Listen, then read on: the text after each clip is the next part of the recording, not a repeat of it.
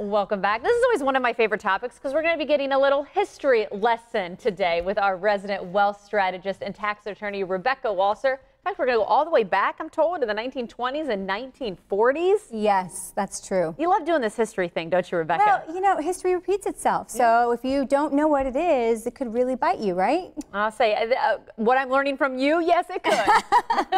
All right. So we have been hearing, I've gotten a lot of warnings in my, you know, what we get the warning signs. You know, the public doesn't necessarily get them, but if you're an investment advisor, you're getting the warning signs from all the big banks and the brokerage houses, the people that are going on record.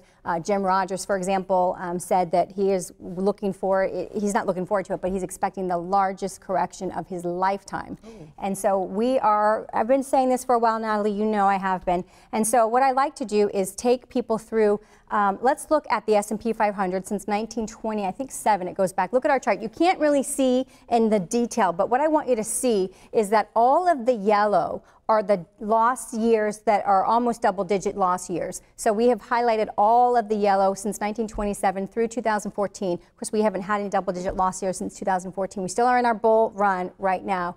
And you can see all of the years.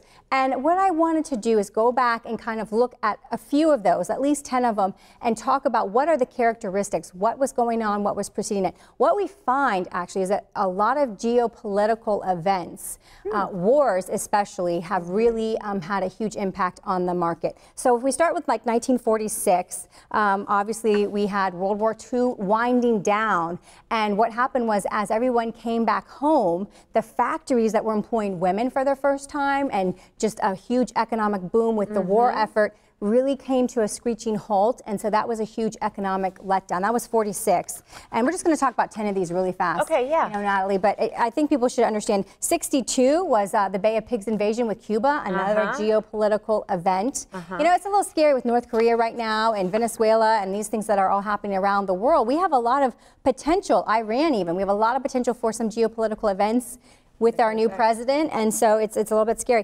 1966 was really the Federal Reserve. We had really high inflation, overheating, so we had a large decline in 66. 69 was, again, this was the civil rights situation. Martin Luther had been killed, and our world, America, was rightfully so going crazy, and we had a lot of civil rights issues going on in the late 60s. So that was more, you know, economically at home.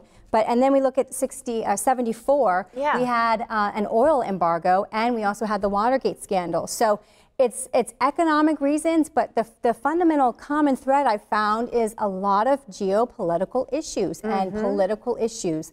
You know, some sense of instability, whether in America or abroad. And I'm curious, so I see the 2000s. Can we touch on that? Because there was 3 years back to back there. Yeah, so that actually has only happened 3 times in our history where we've had 3 years of consecutive losses. Yeah. Of course, it happened with the Great Depression. It happened with World War II. And then again, that is the dot-com bubble bursting. That is, so I will tell you, our largest, it's a great thing that you brought that up, Natalie, because our largest bull market ever was the technology revolution of the 1990s all the way to the edge of 2000. It was the advent of the internet. Cell phones, we had pagers, cell phones, all of that come out in that decade.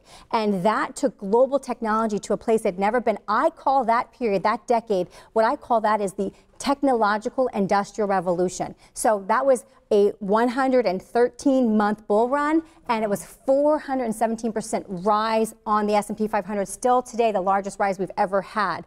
But the problem was when Y2K hit and everyone realized that the computer systems were still going to work and everything was fine, and you had billion-dollar valuations of companies that had no revenue, the dot-coms, technology crashed, and it crashed 3 hard years in a row. Wow. And obviously we built back up, and so you're saying we're getting ready to go into another one right now. That's why you wanted to bring this up in general. Yeah, I mean, I will just say, with the geopolitical being a common theme, with everything that we have going on in the world abroad, and with the fact that we have a very, what I call, shallow market right now. We have a lot of tech stocks that are supporting the total bearish, bullishness of the market. There's a lot of warning signs. So I just want people to be cautious. You have to understand, the bear always comes. The bear market is a 20% correction down or greater, and he always comes. Okay, well, Rebecca, I'm assuming that we're talking all about this. This is stuff that you like to share with your clients. If people are interested in making sure that they are prepared for everything, how can they reach you? call our office, visit our website, walserwealth.com, and we'd love to talk to you. Sounds good. Thank you again. Thank you for the history lesson, Rebecca. History repeats itself, right?